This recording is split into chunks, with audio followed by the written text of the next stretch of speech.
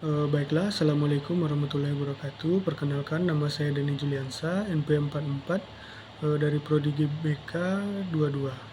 Saya akan membacakan materi pertemuan pertama, yaitu memahami makna budaya. Yang pertama, makna budaya. Makna budaya merujuk pada interpretasi, nilai-nilai, simbol, dan norma-norma yang diberikan oleh suatu budaya kepada berbagai aspek kehidupan. Termasuk keyakinan politik, tradisi, dan artefak. Ini mencakup secara individu atau kelompok memahami dan memberikan arti pada dunia sekitar oleh bagaimana mereka berinteraksi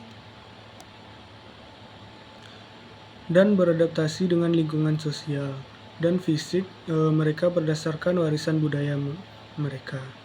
Yang selanjutnya, kedua, antropologi. Antropologi adalah ilmu tentang manusia.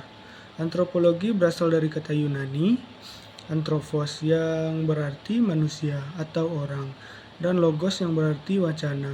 Dalam pengertian bernalar, berakal, atau secara etimologis, antropologi berarti ilmu yang pelajari manusia. Dalam melakukan kajian terhadap manusia, antropologi mengedepankan dua konsep penting, yaitu holistik dan komparatif.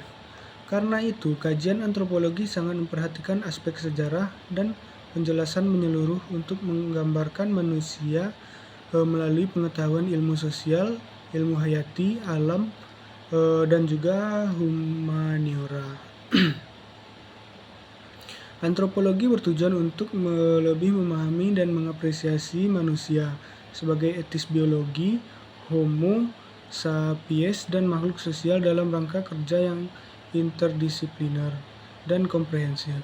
Oleh karena itu, antropologi menggunakan teori evolusi, biologi dalam mencari arti dan fakta sejarah dalam menjelaskan perjalanan umat manusia di bumi sejak awal kemunculannya.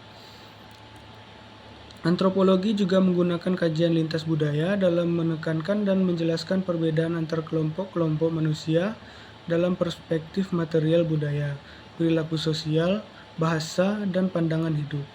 Dengan orientasinya yang holistik, antropologi dibagi menjadi 4 cabang ilmu yang saling berkaitan, yaitu antropologi biologi, antropologi sosial budaya, arkeologi, dan linguistik. Keempat cabang tersebut memiliki kajian-kajian konsentrasi tersendiri dalam kekhususan akademik dan penelitian ilmiah, dengan topik yang unik dan metode penelitian yang berbeda-beda. Selanjutnya yang ketiga, psikologi dan sosiologi. Yang pertama, psikologis. Psikologi dapat dipahami sebagai penelitian metodis dan pembelajaran proses mental, pengalaman dan perilaku manusia dan hubungan di antara mereka, baik yang nyata ataupun tidak. Ini adalah studi tentang pikiran seseorang, seperti bagaimana ia berfungsi dan mempengaruhi perilaku. Istilah psikologi adalah kombinasi dari dua kata Yunani, psyche dan logos, yang masing-masing berarti jiwa dan belajar. Dengan cara ini, psikologi mengacu pada studi tentang jiwa. Ini menganalisis 3 aspek utama dari sifat manusia, yaitu pengalaman, beberapa pengalaman manusia pribadi dan privasi dipelajari oleh para psikologi dan memahami dunia pribadi seseorang. Ini termasuk mimpi, pengalaman sadar seseorang, dan berbagai fase kehidupan. Dan pengalaman kesadaran yang diubah dengan cara pengobatan atau meditasi. Yang selanjutnya, proses mental.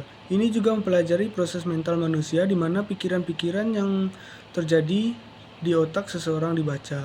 Dalam penelitian ini, aktivitas mental internal seseorang diselidiki dengan sikap dan perilaku mereka dalam situasi tertentu.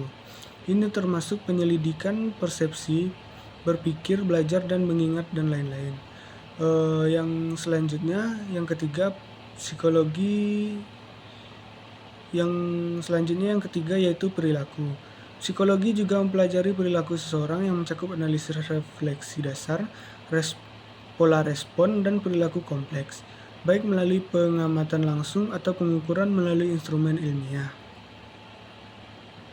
Pada dasarnya, perilaku seseorang tercermin dalam aktivitasnya seperti bahasa tubuh, gerakan, ekspresi wajah saat ia merespon rangkasan dalam situasi tertentu.